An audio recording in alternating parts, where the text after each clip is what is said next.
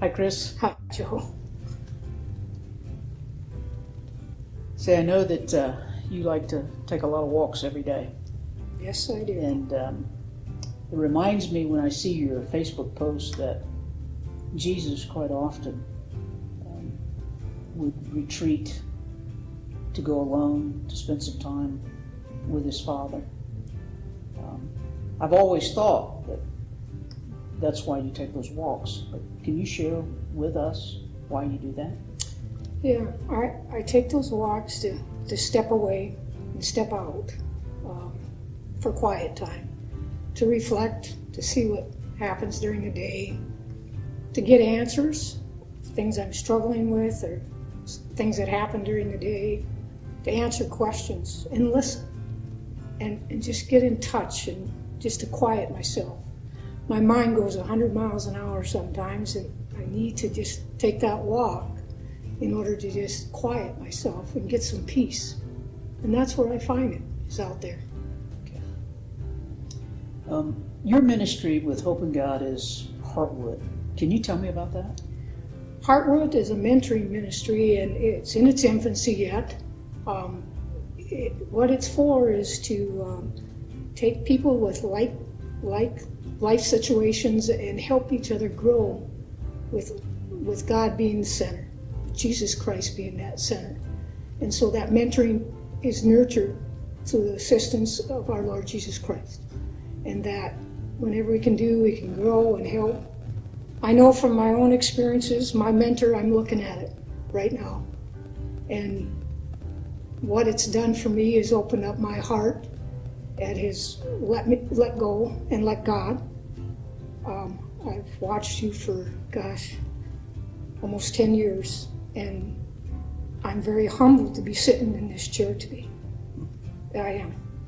Well, God works in mysterious ways, and he works in and through us. And maybe you could share with me and share with us how God is working in and through your life right now. Well, God is working through me right now. I struggle because, every conversation that we have, that we have with people that are in need, just basic conversation, our work, our play, everything needs Christ-centered.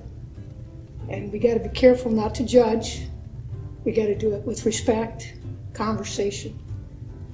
Yesterday I was at a family funeral, and the prayers to make sure that those conversations were the right conversations was led yesterday. It's got to be. You got to just be respectful, and every time that you have those conversations, it's got to be with compassion. It's got to be humble. It's got to be, for growth for both. And I got to be careful. I have a tendency to speak too fast, but do it with thought. And that thought, ask God to help you with that thought, to make sure that just as Jesus has given us, that no matter what we do, he loves us anyway. And so that conversation comes out in every person that we touch. Can you share with me, Chris, what your personal hope in God is? My personal hope in God, is a release, to unlock the chains that have been part of my life for almost 54 years, or easy 50 probably. It's very freeing. It's very peaceful. It happened in the last few weeks, actually. A huge step for me. And I want to be able to take that peace that I have received and be able to assist others in getting to the same place. And so hope in God to me is that God will use all of my life, all of my experiences, my trials, my failures, and wherever he asks me to share, that I am in tune to that and can share with others to help them on their same journey. You shared with me the other night that you had an encounter with a young lady in which you experienced Jesus Christ in that encounter. Can you share that? Oh, she came up and gave me a great big bear hug out of nowhere. And wow. And she said, she told me, she says, gosh, I'm so great to see you. And great to see you. And I just couldn't believe it. Picked me out of a crowd, was proud to be there. I shared with her that, I'm always there for you. You have my number. You know where I live. If you needed help, come, my door is always open. Is there anything else you want to say about your ministry with our Hope in God ministry and what we do?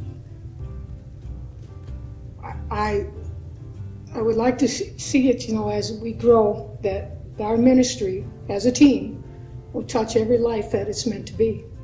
And that whatever that is, it could be bigger than life. I don't know. I don't know what's going forward. In my case, I'm looking to see, where that calling is, if it's beyond just what we're doing today. If we're called, that I will step through that, step into that next, whatever it's going to be. One last question. Sure. I know that you're a survivor of childhood sexual abuse and domestic violence. Is there something that you would want to say to the women and or people that are listening today, a message that you would want to give them? Message for them is that don't let it, don't hang on to it.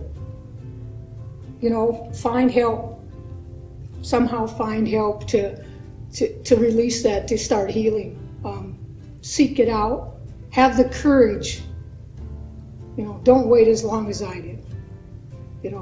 Have the courage to seek out help, to tell somebody. Because there is help out there. There's resources out there. And at the time that things happened, I didn't feel like I could tell anybody.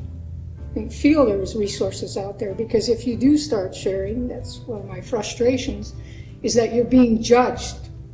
They tell you that, what you're telling them is a lie, that it isn't truthful, that didn't happen. Well, guess what? It did. And it does. And so, I pray that as we work with things and organizations, that there's an awareness that goes beyond conversation here, that there's help, that there's truly help. Just reach out. Okay. All right. Thank you.